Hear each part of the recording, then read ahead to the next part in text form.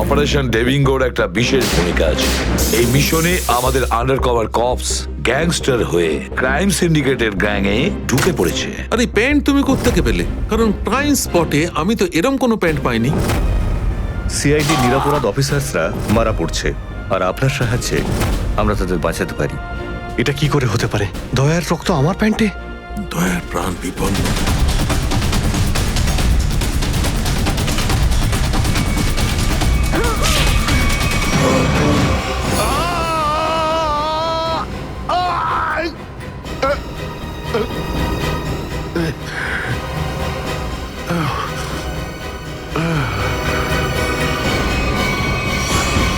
Sir, শহরে যত toll plaza রয়েছে সব জায়গায় খোঁজ নিয়েছি। না তো এসিপি স্যারের খোঁজ পেয়েছি, আর না তো দয়া স্যারের। এসিপির খবর তো পাওয়া যায়নি, কিন্তু দয়ার খবর পাওয়া গেছে। জানতে পারা গেছে কোথায় ও? আগে কয়েকটা গুন্ডা ওকে উঠিয়ে নিয়ে কোথাও একটা বন্দি করে রেখেছে। ওর অবস্থা ভীষণই খারাপ। ইনি ডক্টর প্রমোদ। নমস্কার। গুন্ডারা জোর করে তুলে নিয়ে গেছিল। অ্যাকচুয়ালি দয়ার পিঠে গুলি লেগেছিল, যেটা গুন্ডারা এনাকে দিয়ে বার করিয়েছে। কে? দয়া স্যারের গুলি লেগেছে? হ্যাঁ। এখন দয়া কেমন আছে? ও বিপদ মুক্ত তো? কিছু বলতে পারবো না। আমি তো গুলিটা তো বের করেছি, কিন্তু ওখানকার পরিবেশ যেরকম কোনো রোগীর জন্য একদমই ভালো না। আপনার তো কিছু নিশ্চয়ই মনে আছে ডাক্তারবাবু। কোথায় গুন্ডাদের এই আটাটা?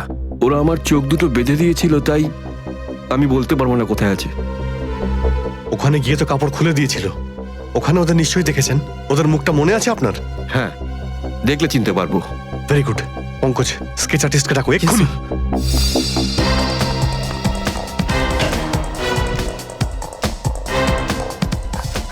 অভিজিৎ, ওই আমি তোমার সাথে। হাই। স্যার, আপনি এখানে? হ্যাঁ, আমি এখানে। আচ্ছা সারিকা, পেন্টে যে রক্তটা লেগেছিল তার ডিএনএ রিপোর্টটা এসেছে?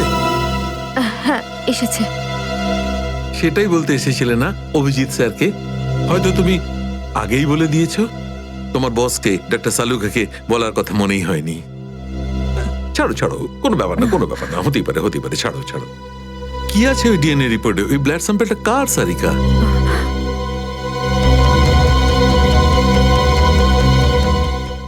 দয়া স্যারের। দয়ার? দয়ার? আচ্ছা, ওই প্যান্ট যার উপর এই রক্তটা লেগেছিল, ওই সেই প্যান্টটা কার?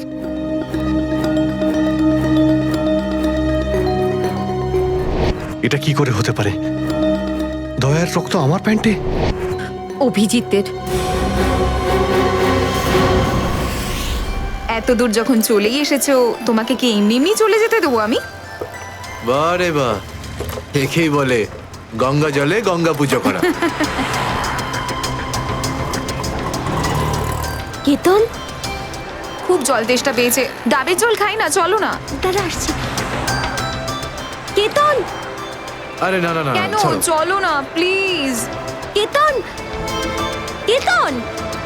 বাকি শপিং না অন্য কোনো দিন করো, চলো বাড়ি যাই। না না, আমি এখনই শপিং কেতন! করবো। অন্যদিন কেন? আরে বোঝার চেষ্টা করো না, আমার শরীর খারাপ। প্লিজ প্লিজ না, বোঝার না, চেষ্টা এক্ষুনি। করো। আমি বলছি প্লিজ না, এক্ষুনি। কথা শোনো আমার। কেতন, কি আপনি? কোথায় ছিলে তুমি কেতন? কে এটা? আমি কি করে জানবো? আমি চিনি না এনাকে। তুমি আমাকে চেনো না? নিজের সিমিকে চিনতে পারছো না কেতন? দেখুন দিদি, আপনি কিছু একটা ভুল করছেন। উনি কেতন নয়, উনি আমার স্বামী জয়। আমি আমার স্বামীকে চিনতে একটুও ভুল করিনি। এ আমার কেতনই। হয়তো আপনার স্বামীকেও ঠিক আমার মতনই দেখতে। আমার নাম তো জয়, জয় ধনকিশোর। এই দেখুন আমার ড্রাইভিং লাইসেন্স। তোমরা পুলিশরা এই ডুপ্লিকেট ড্রাইভিং লাইসেন্স ইজিলি বানাতে পারো, আমি সব জানি। কিন্তু তুমি এরকম কেন করছো? পুলিশ? দিদি, উনি পুলিশে চাকরি করেন না, উনি তো একজন মার্কেটিং ম্যানেজার। ইনি মার্কেটিং ম্যানেজার নন, আমার স্বামী একজন পুলিশ অফিসার। 6 বছর আগে একটা ডিউটির জন্য গেছিল, আর আজ অবধি ফেরত আসেনি। 6 বছর আগে? হ্যাঁ। আপনাদের বিয়ে কবে হয়েছে? 5 বছর আগে। তুমি আমার উপর সন্দেহ করছো, তাও আবার একজন অপরিচিত মহিলার কথায়। চলো। কেতন, কেতন দাঁড়াও, কেতন।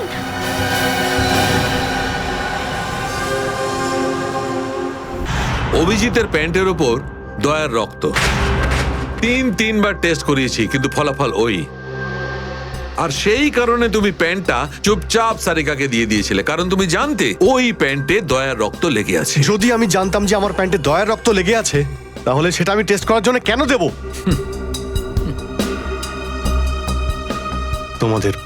তোমাদের এটা মনে হচ্ছে না তো যে দয়ার এই অবস্থার জন্য আমিই দায়ী? আচ্ছা ঠিক আছে, মেনে নিলাম। যদি তোমার কোনো দায় না থাকে তাহলে চুপচাপ তুমি সারিকাকে প্যান্টটা কেন দিলে? ওই প্যান্টটা তুমি ডাইরেক্ট আমাকেও দিতে পারতে। দিতে পারতাম স্যার, কিন্তু সব সময় আপনি আমার বিরুদ্ধে কথা বলেন। আমাকে ছোট করার কোনো সুযোগই আপনি ছাড়েন না। এই জন্য ওই প্যান্টটা আমি আপনাকে দিইনি। আর সেই কারণে সিনিয়র ইন্সপেক্টর অভিজিৎ, তুমি এটাও বলনি যে যখন দয়া আহত হয়েছিল তুমি নিজে সেখানে উপস্থিত ছিলে।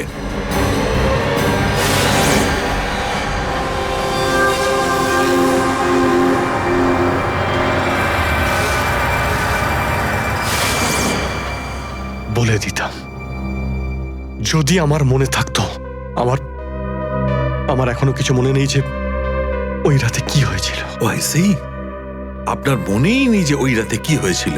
ডক্টর সালুখে, আমরা অভিজিৎ স্যার আর দয়া স্যারের বন্ধুত্বের উদাহরণ দিই, আর আপনি ওনাদের উপরে এরকম অপবাদ দিচ্ছেন? হ্যাঁ স্যার, অভিজিৎ স্যার নিজের জীবন দিয়ে দেবেন, কিন্তু দয়া স্যারের উপর একটা আঁচল লাগতে দেবেন না। ও আচ্ছা, চলো ঠিক আছে, মেনে নিচ্ছি। আমি আমার সমস্ত কথা ফিরিয়ে নিচ্ছি। I am sorry. আমি মেনে নিচ্ছি যে দয়া আজকে যে অবস্থায় আছে তার দায় অভিজিতের নয়, কিন্তু এই কথাটা আমি কিছুতেই মানবো না যে দয়া যখন আহত হয়েছিল তখন অভিজিৎ ওখানে ছিল আর ওর কিছুই মনে নেই। কিছু একটা ঘটনা অভিজিতের মাথায় নিশ্চয়ই ঢুকে গেছে, কিছু তো আছে। ইটস ইম্পসিবল, কিচ্ছু মনে নেই।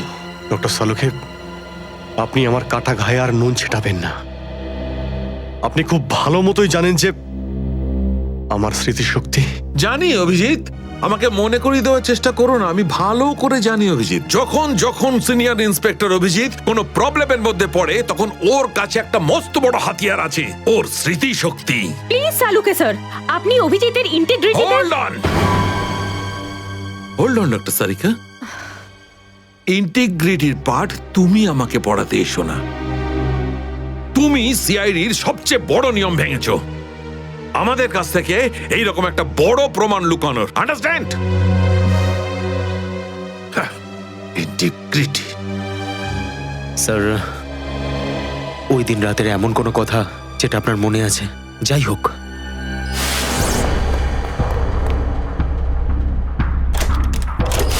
আমি তেজার পিছনে দৌড়াচ্ছিলাম। ও দৌড়ে গিয়ে গাড়িতে ওঠে, আর তারপর কেউ ওকে গুলি করে আর গাড়ির বাইরে ফেলে দেয়।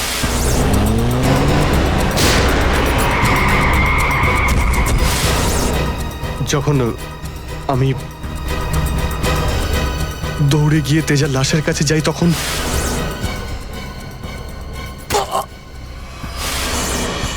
কেউ আমার ঘাড়ের কাছে কিছু একটা সূচের মতো। তারপর আমি অজ্ঞান হয়ে যাই। আর তার পরের দিন যখন আমার চোখ খোলে তখন আমি দেখলাম যে আমি রাস্তার পাশে পড়ে আছি। তার মধ্যে কি হয়েছে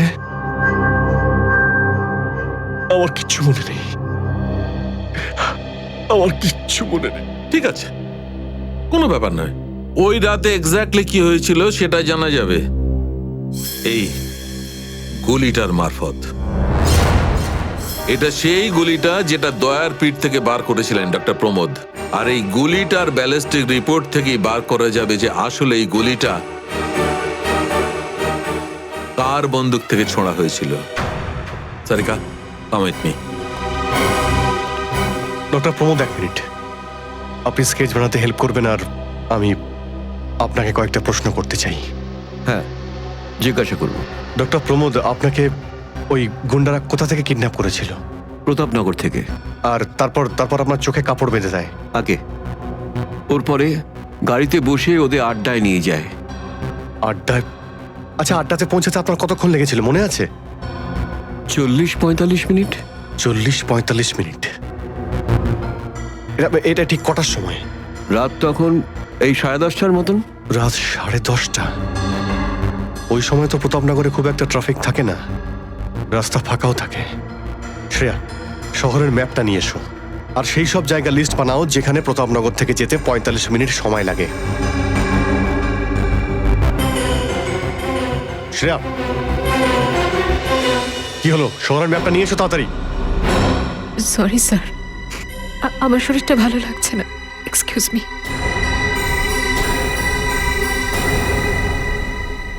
I can't believe this Maya, তুমি নিজের স্বামীর কথা বিশ্বাস করছো না, একজন অপরিচিত মহিলার কথা বিশ্বাস করছো তুমি। একটা মেয়ে অন্য একটা মেয়ের চোখের দিকে তাকালেই বুঝতে পারে যে সে সত্যি বলছে না মিথ্যে, আর ওর চোখে সত্যিটা ছিল, ওর চোখে জল মিথ্যে বলছিল না। মায়া, মায়া তুমি ওর কথায় বিশ্বাস করছো চোখের জল দেখে, আর তুমি আমাকে সন্দেহ করছো।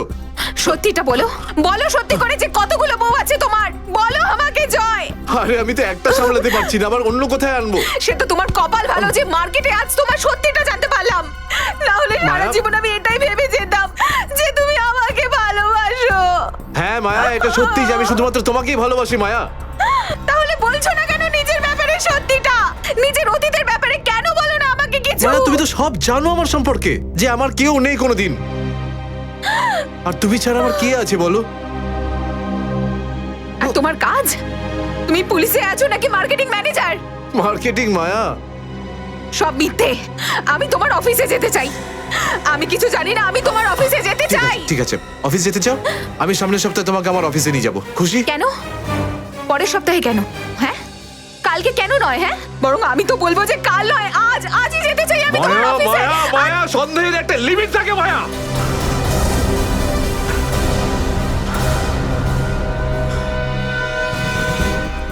ঠিক আছে মায়া, আই এম সরি মায়া, আমি তোমাকে অফিসে নিয়ে যাবো।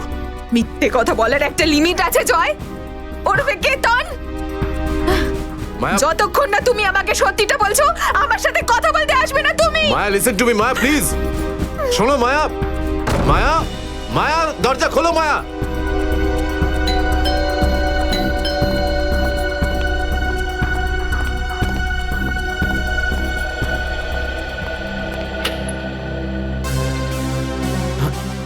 আপনি?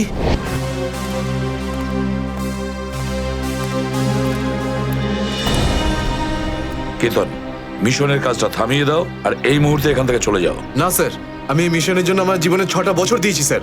স্যার প্লিজ স্যার, আপনি এই মিশনটা আটকাতে পারেন না স্যার। আমি এই মিশনটা কমপ্লিট করা খুব তুমি কাছাকাছি। বুঝতে পারছো না কেন কেতন? তোমার জীবন কতটা বিপন্ন তুমি জানো? আর তাছাড়া আমি অন্যান্য অফিসারদের এইভাবে মরে যেতে দেবো না। 4টের সময় গোলমা বাস স্ট্যান্ডে অপেক্ষা করবে, that's an order. Sir, sir please sir, sir please. Sir সব মিলিয়ে 4টে এমন জায়গা রয়েছে যেটা প্রতাপনগর থেকে 45 মিনিটের দূরত্বে রয়েছে। এটা হচ্ছে ভিকে রোড, যেখানে কল সেন্টার্স আর অফিসগুলো রয়েছে। এটা সেই জায়গাটা হতে পারে না। আর এই পশ্চিমে শ্যামনগর স্যার, এখানে বেশিরভাগ সব ফ্ল্যাট স্যার। ডক্টর প্রমোদ, আপনার ঠিক মনে আছে যেখানে আপনাকে নিয়ে গেছিল সেই জায়গাটা বাংলো বা ফ্ল্যাট ছিল না? হ্যাঁ, পুরনো কোনো এলাকায়। এখন তাহলে বাকি রইল সাউথ আর ইস্ট। এই সাউথের দিকে চিত্রকূটনগর, আর ইস্টে বিদ্যাধরনগর। চিত্রকূটনগরে তো অনেক দোকান রয়েছে, আর বিদ্যাধরনগর এখানে তো অনেক স্টুডিও রয়েছে, ফিল্মের শুটিং হয় এখানে। আরে শ্রেয়া, আচ্ছা এখন তোমার শরীর কেমন আছে? আমি ঠিক আছি স্যার, থ্যাংক ইউ। শ্রেয়া, চাইলে তুমি বাড়ি গিয়ে বিশ্রাম নিতে পারো, ততক্ষণ আমরা এসব খোঁজ নিচ্ছি। না স্যার, যতক্ষণ দয়া স্যার আর এসিপি স্যারের খোঁজ পাওয়া যাচ্ছে না, আমার শান্তি হবে না। ওকে, ঠিক আছে। মানে দয়া হয় বিদ্যাধরনগরে, না হলে চিত্রকূটনগরে আছে। ডক্টর প্রমোদ আপনাকে যেখানে নিয়ে গেছিল, আশপাশ থেকে সেখানে কি কোনো শব্দ আসছিল? আপনি কিছু শুনেছিলেন ওখানে? হ্যাঁ, একটা গান বারবার শোনা যাচ্ছিল। মানে বলতে চাই, প্রত্যেক আধ ঘন্টা পর ওই গানটাই শুনছিলাম। তার মানে আশেপাশে কোথাও ফিল্মের শুটিং চলছিল, মানে বিদ্যাধরনগর। বিদ্যাধরনগর, কারেক্ট। ফিল্মের সব স্টুডিও ওখানেই আছে। এটা খোঁজ নাও যে বিদ্যাধরনগরে কোন স্টুডিও আছে যেখানে এই গানটার শুটিং চলছিল। দেখো রে নয়ন মেলে জগতের বাহার, জগতের বাহার, ওটো টো টো টো। সকাল হয়ে গেছে, স্কুল যাওয়ার সময় হয়ে গেছে। ভালো বাবু, সোনা বাবু, ওঠো। কারা তোমরা? সিআইডি দের শত্রু আর অপরাধীদের বন্ধু। দেখো দেখো দেখো দেখো দেখো দেখো কেমন করে ছটফট করছে, দেখো খাঁচায় বন্দি সিংহের মতন ছটফট ছটফট ছটফট ছটফট ছটফট ছটফট। একবার শুধু শেকলটা খুলে দে, তারপর দেখ তোদের কি অবস্থা করি। না না না না না, আমরা কি মরতে চাই নাকি যে তোমার হাত খুলে দেবো? আরে আমরা তো শুধু এটা বলতে এসেছিলাম যে তোমার সাথে সাথে তোমার পুরো সিআইডি টিমের এবার সর্বনাশ হতে চলেছে। সর্বনাশ। অনেক দেখেছি তোদের মতন সিআইডির সর্বনাশ করার লোক। আজ তারা কোথায় আছে কেউ সেটা জানে না। তুমি আমাদের এতটা বোকা আর দুর্বল ভাবতে যেও না, কারণ আমাদের বস এত চালাক, এতটাই চালাক যে সিআইডির ছায়াও ওর কাছে পৌঁছাতে পারবে না। আমার কথা শোন, গিয়ে তোর বসকে বলে দে কাউন্ট ডাউন শুরু করে দেয় যেন ও বাঁচবে না আর, বাঁচবে না আরো। কি ব্যাপার তোমাদের ভাই, তোমাদের এই সিআইডি অফিসারদের এই ব্যাপারটা আমার দারুণ ভালো লাগে। মৃত্যুর মুখে বসেও ডায়লগ মারতে ছাড়ো না তোমরা। দয়া, তোমার সঙ্গে দেখা করে খুব ভালো লাগলো। Good bye.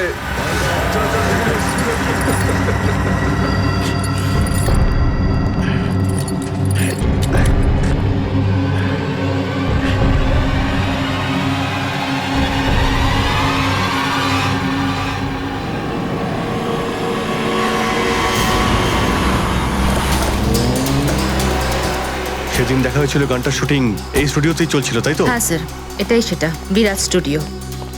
দয়াকে এখানেই হয়তো কোথাও রেখেছে।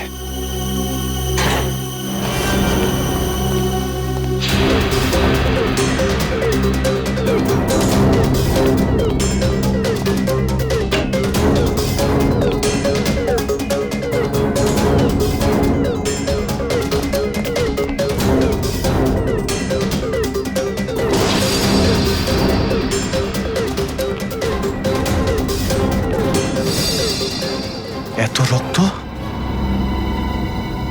তার মানে স্যার, দয়া স্যার এখানেই ছিলেন? এই শিকল দিয়ে বেঁধে রেখেছিল আমার বন্ধু দয়াকে। একবার যদি আমি এদের পাই না। স্যার, এই চায়ের কাপটা পেলাম, চা এখনো গরম রয়েছে। চা গরম আছে, তার মানে হলো ওরা এখান থেকে বেশি দূর যায়নি।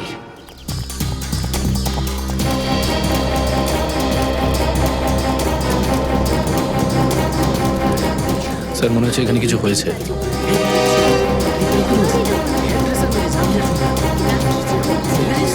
সরে যান প্লিজ, সরে যান, সাইড দিন। আমরা সিআইডি থেকে এসেছি।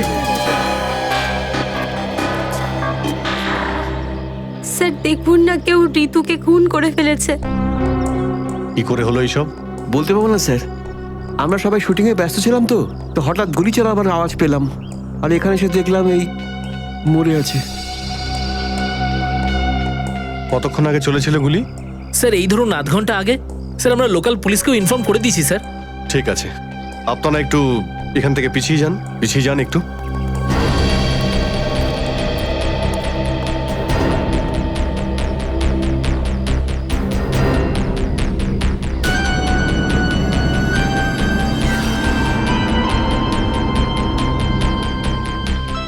গুলি বেরিয়ে গেছে মাথা থেকে। গুলি লাগা 2 সেকেন্ডের মধ্যেই বেচারি মারা গেছে। গুলি লাগার পরেই এফোড় ওপড় হয়ে গেছে। একটু চেক করো আশেপাশে, দেখো গুলি এই ডিরেকশনে কোথাও পাও কিনা।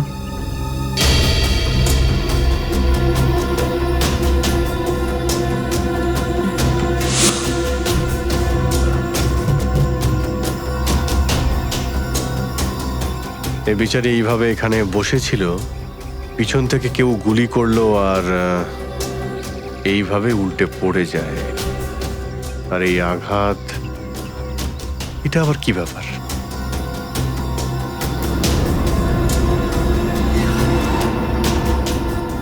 উইক পড়েছিল মেয়েটা?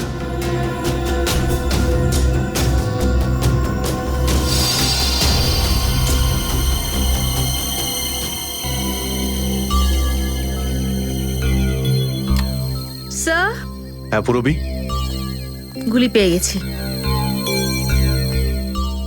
রাইফেলের গুলি মনে হচ্ছে। রেখে দাও এটাকে। আচ্ছা, কি উইক পড়তো? একদমই না স্যার, ও আসলে আমার হেয়ার ড্রেসার ছিল, আর আমার উইগস আর সবকিছু ওই রাখতো। যে উইগটা ও পরেছে না, সেটা আমার নেক্সট সিনের জন্য লাগতো। ঋতু আপনার উইক পড়েছিল? হ্যাঁ স্যার। সুশান্ত, বুঝতে পারলে? যখন ঋতুকে গুলি করা হয় তখন খুনি ওর মুখটা দেখেনি, গুলি পিছন থেকে চালিয়েছিল। আর যখন ঋতুর গুলিটা লেগেছিল তখন ও ওনার উইক পড়েছিল। মানে গুলিতে ঋতুর নয়, আপনার নাম লেখা ছিল। কি? হ্যাঁ, আপনাকে কেউ মারতে চায়। এই দেখো, 0.33 ক্যালিবারের বুলেট এটা, যেটা দিয়ে ঋতুকে মারা হয়েছে, যেটা শুধুমাত্র স্নাইপার রাইফেল দিয়েই ছোঁড়া যায়। তাহলে সালুখে স্যার, এই ওর মাথাতে দুটো লাল রঙের চিহ্ন কিসে? এই লাল চিহ্ন দুটো এন্ট্রি আর এক্সিট উন্ড। ঋতুর মাথার মধ্যে গুলি এই দিক দিয়ে ঢুকেছে আর এইখান দিয়ে বেরিয়ে গেছে। এই এক্সিট বোন এন্ট্রি বোন থেকে প্রায় হাফ ইঞ্চি নিচে, মানে গুলি উপর থেকে নিচে চালানো হয়েছিল। আগে হ্যাঁ, গুলিটা ঋতুর মাথায় এইখান দিয়ে ঢুকেছিল আর এইখান দিয়ে বেরিয়েছে সোজা ভ্যানিটি ভ্যানের ফুটবোর্ডে এসে আটকে গেছে।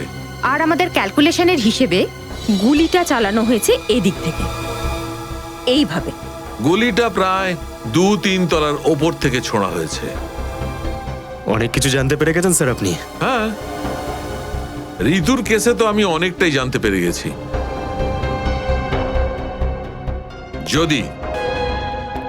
যদি আমি এইটা জানতে পারতাম যে দয়া আর আমার অন্যান্য অফিসারদের মধ্যে কি হয়েছিল, কিন্তু আফসোস, যে লোকটি এই কথাটা বলতে পারতো সে বলতেই চাইছে না। আপনি কি বলতে চাইছেন যে আমি কি বলছি না? মনে থাকলে তো বলবো। আপনি সবসময় আমার বিরুদ্ধে বাজে অভিযোগ করেন। না অভিজিৎ, সালুকে কারোর ওপর কখনো বাজে অভিযোগ করে না। ডক্টর সালুকে প্লিজ, আপনি কি please? Please sir, Salunke sir please, আমরা কি এখন শুধুমাত্র ঋতুর কেসটা নিয়ে কথা বলতে পারি? ঋতুর কেসে আমি যতটা জানতে পেরেছি আমি সবটাই বলে দিয়েছি। ব্যাস, এখন আমার অপেক্ষা শুধুমাত্র একটা প্রমাণের জন্য, যা দিয়ে আমি জানতে পারবো দয়ার সঙ্গে কি ঘটেছিল।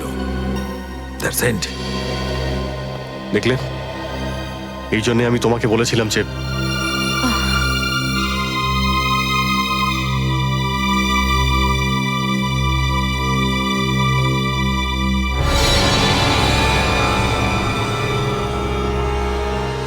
Sharp shooter.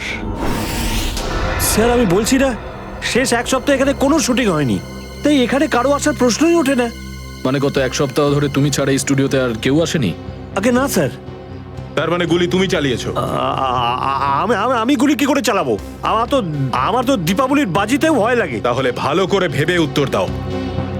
কেউ না কেউ তো গিয়েছিল সেকেন্ড ফ্লোরে। হ্যাঁ স্যার, একজন প্লাম্বার এসেছিল ওই পাইপ ঠিক করতে। সেকেন্ড ফ্লোরে? হ্যাঁ স্যার। নিয়ে চলো সেখানে, চলো।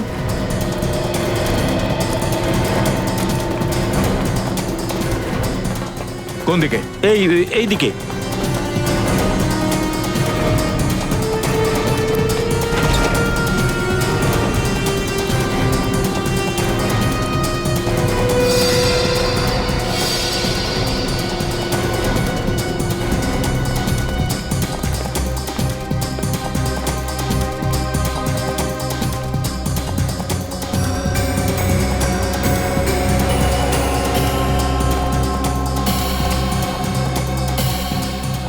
এখান থেকে।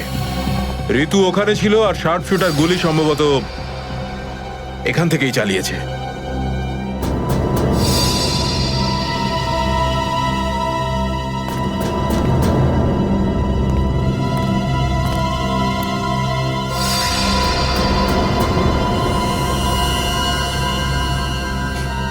স্যার স্যার লাবণ্যকে গুলি করা হয়েছিল, এই হলো ওই গুলিটার শেল।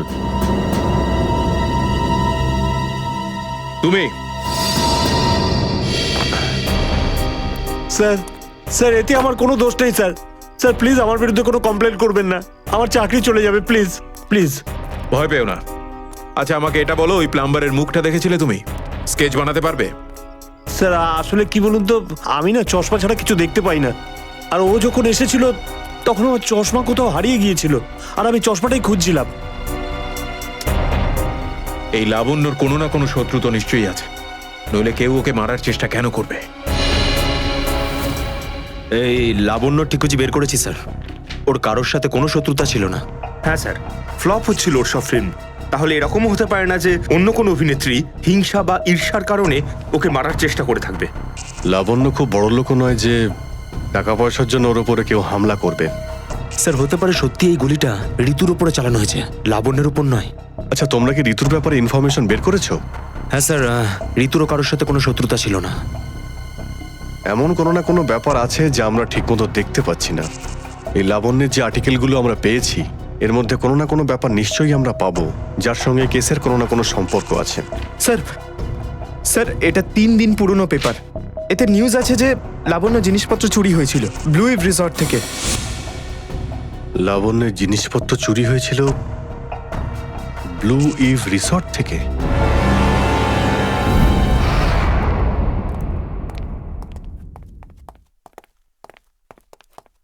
এটাই রুম স্যার।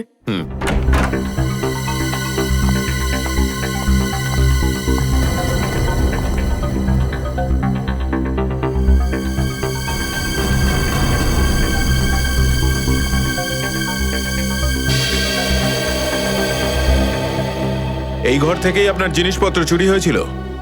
একদমই তাই স্যার, কিন্তু খুব একটা দরকারি জিনিস ছিল না, এই এমনি 1,500-2,000 টাকা আর নকল জুয়েলারি। আর পুলিশ কোনো সূত্র পায়নি এখান থেকে? না স্যার। কিন্তু চোর এখানে আসলো কি করে? জানলা দিয়ে, এসির জায়গা দিয়ে নাকি? স্যার দরজা থেকে এসেছিল। পুলিশের কথা অনুযায়ী ও চাবির ব্যবহার করেছিল ঘরটা খুলতে। আর এই ঘরের চাবিটা কার কার কাছে ছিল? একটা আমার কাছে আর একটা এদের কাছে। ও মানে হোটেলের কোনো ভেতরের লোকের কাজও হতে পারে। ম্যাডাম আপনি এসব কি বলছেন? 15 বছর পুরনো আমাদের হোটেল, আমরা খুব সৎভাবে কাজ করে এখানে গুডউইল বানিয়েছি, আর আমাদের হোটেলের কোনো লোক এটা করতে পারে না। হয় এই কাজটা কোনো হোটেলের ভেতরের লোকই করেছে, অথবা কোনো বাইরের লোক এই চাবি চুরি করে চাবির ডুপ্লিকেট বানিয়ে নিয়েছে। আর এই দুটো সিচুয়েশনেই তোমাদের হোটেল দায়ী, বুঝলে কিছু? ছেড়ে দিন না স্যার, এই ছোটখাটো চুরির জন্য কেন ওদের ডিস্টার্ব করছেন? লাবণ্য দেবী, এই জিজ্ঞাসাবাদ আমরা আপনার জিনিসপত্রের জন্য করছি না, বরং এটা তাকে ধরার জন্য করছি যে আপনাকে মারতে চাইছে। কারণ আমাদের মনে হয় যে এই চুরির সম্পর্কের সাথে আপনার উপর প্রাণঘাতী হামলার সাথে থেকে থাকতে পারে। সেই কারণে একটু ঠিক করে মনে করে বলুন, আর কোনো বিশেষ জিনিস বা কোনো দামি জিনিস যেটা চুরি হয়েছে? হ্যাঁ, আমার তো না, কিন্তু আমার হেয়ার ড্রেসার ঋতুর জিনিস চুরি হয়েছিল, আর তারপর ওর হঠাৎ করে মুড অফ হয়ে গেছিল আর ও খুব কাঁদছিল। এমন কি জিনিস চুরি হয়েছিল ওর? একটা অদ্ভুত শোপিস ছিল। শোপিস? হ্যাঁ, আমিও অবাক হয়েছিলাম ভেবে যে একটা শোপিসের জন্য এত ভেঙে পড়ার কি আছে, আর আমি ওকে বলেও ছিলাম যে আমি ওকে একটা নতুন শোপিস এনে দেবো, কিন্তু হয়তো ওই শোপিসটা ওর জন্য খুব দামি ছিল। খুব দামি শোপিস ছিল? না না, ওই ট্রিপোলিয়াম বাজারে যে চাইনিজ শোপিসের দোকানগুলো আছে না, সেখান থেকেই নিয়েছিল। ওই হবে 700-800 টাকার মতো। ত্রিপোলিয়া বাজারে চাইনিজ জিনিসপত্রের দোকান?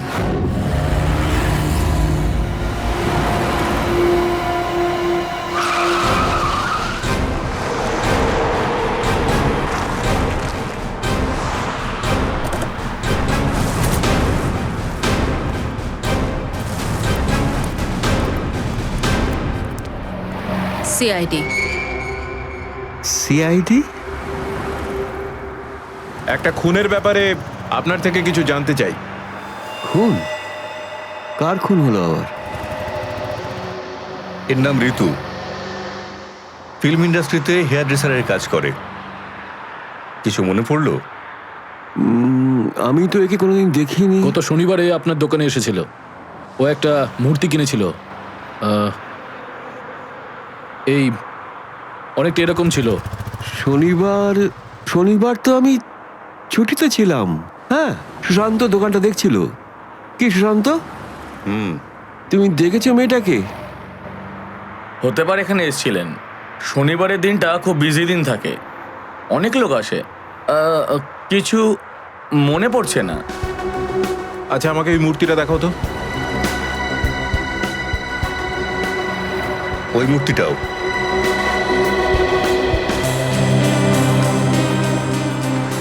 এরকম আর কটা পিস আছে আপনার দোকানে? এই 15-20টা হবে। কি সুশান্ত? হ্যাঁ,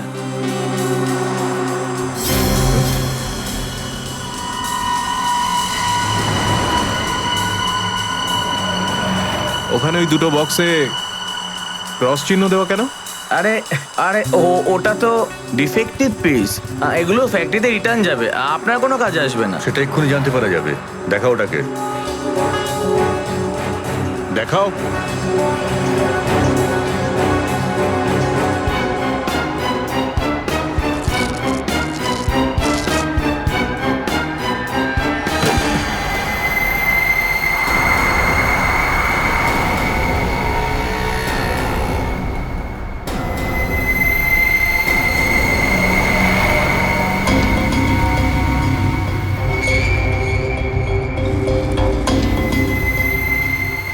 তো এসব ড্রাগসের ব্যাপার।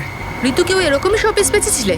সুশান্ত, তুমি আমার দোকানে থেকে ড্রাগসের কারবার করতে? এবার বন্ধ করো এই নাটকটা। অ্যারেস্ট করো এই দুজনকে। আসুন, পরে দেখছি। চল, তোকে বোঝাচ্ছি, চল। স্যার, আমি কিছু করিনি স্যার। চল।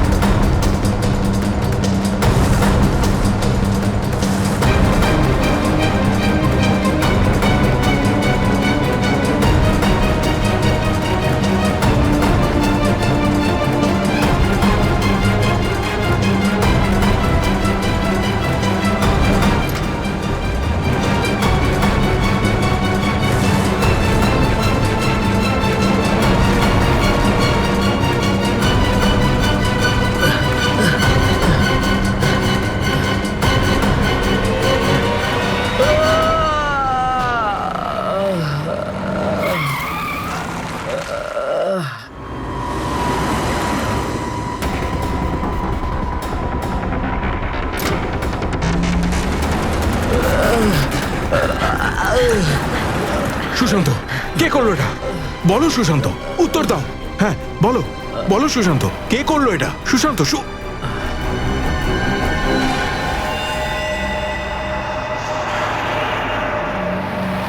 হি ইজ ডেড। স্যার, এটুকু তো নিশ্চিত ঋতুর মৃত্যুর সম্পর্ক এই ড্রাগ স্মাগলিং এর সঙ্গে রয়েছে। হ্যাঁ পুরবি, কিন্তু এই ড্রাগসের র্যাকেটের পিছনে কারা আছে?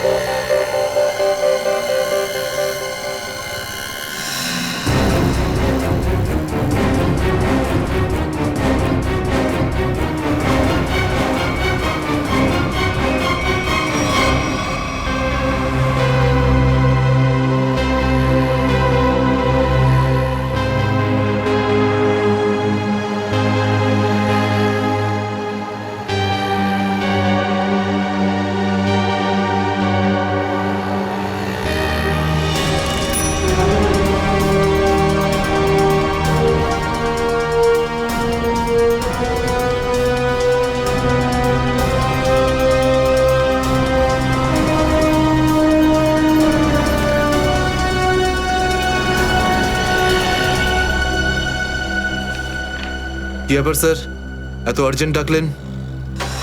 জয়, তোমার জীবনে ঝুঁকি আছে। তোমাদের মতন অফিসারদের ব্যাপারে ওরা জেনে গেছে, আর ওরা একের পর এক মেরে ফেলছে। এটা কি করে হতে পারে স্যার? আমাদের ব্যাপারে কে কাকে কি বলবে? সেটাই তো বুঝে উঠতে পারছি না। সেটারই তো খোঁজ নিতে হবে। তুমি একটা কাজ করো, এটার মধ্যে ভোপাল যাওয়ার টিকিট আর 10,000 টাকা রয়েছে। তাড়াতাড়ি এখান থেকে চলে যাও। যাও, তাড়াতাড়ি বেরিয়ে পড়ো।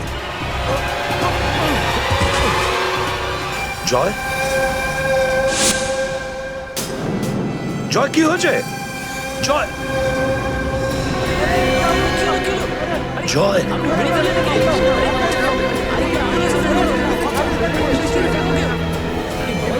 মাই গড,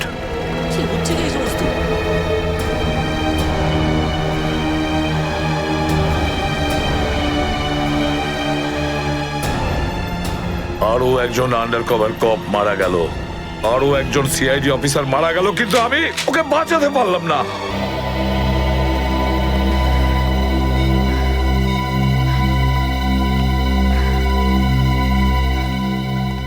দয়া স্যারের ফোনটা কেন লাগছে না? শ্রেয়া, দয়া স্যারও ঠিক ফিরে আসবেন যেরকম অভিজিৎ স্যার এসেছেন। স্যার কিভাবে ফিরে আসবেন? আমরা তো এটাও জানি না যে দয়া স্যার কোথায় আছেন। স্যার, নাইবা দয়া স্যারের খোঁজ পাওয়া যাচ্ছে, নাইবা এসিপি স্যারের। শ্রেয়া, ওনারা সিআইডি অফিসার, এরকম অনেক সমস্যার সম্মুখীন হয়েছেন। যেখানেই থাকুক না কেন, নিশ্চয়ই ভালো থাকবেন ওনারা। স্যার, আপনি এমনটা কিভাবে বলতে পারেন? আপনি রক্ত দেখেছিলেন তো?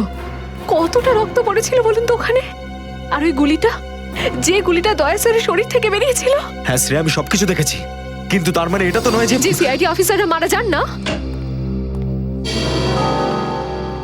স্যার, হ্যাঁ স্যার, আপনি ঠিক আছেন তো?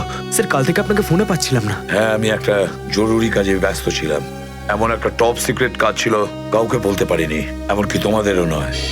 স্যার, কি স্যার, দয়া স্যারের কোনো খোঁজ পাওয়া যাচ্ছে না। দয়া স্যারের কোনো খোঁজ পাচ্ছ না মানে? স্যার, দয়া স্যার নিখোঁজ। কিন্তু গেল কোথায় ও? জানি না স্যার, ওনার ফোনটাও লাগছে না। আর ওনার গায়ে গুলিও লেগেছে। দয়ার গায়ে গুলি লেগেছে? এক মিনিট, এই ব্যাপারটা তোমরা জানলে কি করে? স্যার, সালুকে স্যার বলছিলেন যে দয়া স্যারের বডি থেকে একটা ডক্টর গুলি বের করেছেন আর চুপ করে নিয়ে এসে ওনাকে দিয়েছেন। দয়ার বডি থেকে গুলি বের করে সেটা শালুকে পাঠানো হয়েছে? অভিজিৎ, অভিজিৎ কোথায়? স্যার, অভিজিৎ স্যারও নিখোঁজ ছিলেন, 3 ঘন্টা আগেই ফিরে এসেছেন। আর তার থেকে বড় কথা স্যার, অভিজিৎ স্যারের প্যান্টে দয়া স্যারের রক্ত লেগেছিল। অভিজিৎ নিখোঁজ? 3 ঘন্টা আগে ও ফিরে এসেছিল, আর ওর প্যান্টের ওপর দয়ার রক্ত লেগে আছে? আর ওনার কিছুই মনে নেই স্যার। আর ওর কিছু মনে নেই? সেই একই ব্যাপার, সেই একই ব্যাপার। অভিজিৎ যখনই কোনো মুশকিলে পড়ে, ওর স্মৃতিশক্তি লোপ পেয়ে যায়। এসব কি হচ্ছে সিআইডির মধ্যে? আমাদের তিনজন আন্ডার কভার অফিসার মারা গেছে। ওই অফিসারদের ব্যাপারে আমি ছাড়া আর কেউ কিচ্ছু জানতো না, কিন্তু ওদের নাম বাইরে ফ্ল্যাশ হয়ে গেছে। কিভাবে? স্যার, এই কথাটা যদি শুধু আপনি জানতেন তাহলে। সেটাই তো বলছি আমি সচিন, সেটাই তো বুঝে উঠতে পারছি না। এসব কি করে হলো, কিভাবে হলো? এটার একটাই মানে দাঁড়ায় সচিন, আমাদের মধ্যেই কেউ একজন আছে যে আমাদের সঙ্গে বেইমানি করছে, আমাদের সাথে বেইমানি করছে। একজন বেইমান আছে। আর স্যার, একটা কথা আরো, একজন হেয়ার ড্রেসার খুন হয়ে গেছে স্যার। Hairdresser? হ্যাঁ স্যার, শুটিং চলাকালীন ওকে খুন করা হয়েছে। স্যার, মনে হচ্ছে এই খুনটা ড্রাগসের কারণে হয়েছে। আর স্যার, তদন্ত করতে করতে একটা লোক পর্যন্ত পৌঁছেছি, কিন্তু শেষে ও মারা যায়। আর স্যার, ওর পকেট থেকে আমরা এই কাগজটা পেয়েছি। স্যার, এটার উপরে কিছু নাম্বার লেখা রয়েছে। 1856372459, 1835672345। আমার মনে হয় সচিন, এটা কোনো টেলিফোন বা মোবাইলের নাম্বার নয়। এই নাম্বারটা অন্য কিছু, এই নাম্বারটা অন্য কিছুরই হবে। কিন্তু কি, কিসের নাম্বার হতে পারে এটা? হ্যাঁ সালুকে। আরে, এরা তো সব তোমার সঙ্গেই আছে। তোমার অফিসাররা তো তোমাকে খুঁজে খুঁজে হয়রান হয়ে গেল। আমি কোথায় গিয়েছিলাম ওরা জানে। এবার তুমি বলো, এমন কোন কথা আছে যেটা ফোনে বলতে পারোনি? প্রদ্যুমন, এই কথাটা আমরা দুজন আলাদা বলতে পারি না। কেন? এমন কি কথা আছে যে এদের সামনে তুমি বলতে পারছো না? বলতে পারি, কিন্তু ভয় পাচ্ছি। ভয় পাচ্ছি যে যে লোকটাকে এরা হিরো মনে করে, যারা তার মতো হতে চেষ্টা করে, স্বপ্ন দেখে, যাতে ও নিজে এই লোকেদের দৃষ্টিতে পড়ে না যায়। এসব ঘুরিয়ে ফিরিয়ে কথা বন্ধ করো সালুকে। পরিষ্কার করে বলো, আর সবার সামনে বলো। ঠিক আছে, পরিষ্কার করে বলছি, আর আমি সবার সামনে বলছি। কিন্তু যেটা আমি বলবো সেটা শুনে কেউ যেন মনে করো না যে আমি কারোর ওপর বদলা নিচ্ছি বা কারোর সঙ্গে শত্রুতা করছি। ক্রাইম স্পটের ব্যালিস্টিক রিপোর্ট এসে গেছে। কি লেখা আছে রিপোর্টে? প্রথম গুলিটা চলে কালুর ওপর, অভিজিতের বন্দুক থেকে। আমাদের আন্ডার কভার কপের উপরে? আগে হ্যাঁ, শুধু তাই নয়, দ্বিতীয় গুলিটা চালানো হয়েছিল ভিকুর ওপর, দয়ার বন্দুক থেকে। না, এরকম হতে পারে না। অভিজিৎ স্যার আর দয়া স্যার ভিকু আর কালুকে এইভাবে চেয়ারে বেঁধে রেখে গুলি চালাতে পারে না স্যার। ফ্রেডে, ব্যালিস্টিক রিপোর্ট কখনো মিথ্যে কথা বলে না। আর সবচেয়ে ইম্পর্টেন্ট রিপোর্ট, সেই রিপোর্ট যার জন্য এদের সবাইকে বাইরে যেতে বলেছিলাম। অভিজিতের ফোন। অভিজিৎ, কোথায় তুমি? এখন এই মুহূর্তে ফরেনসিক ল্যাবে তুমি চলে এসো। ফরেনসিক ল্যাবে? কেন স্যার, কি হয়েছে?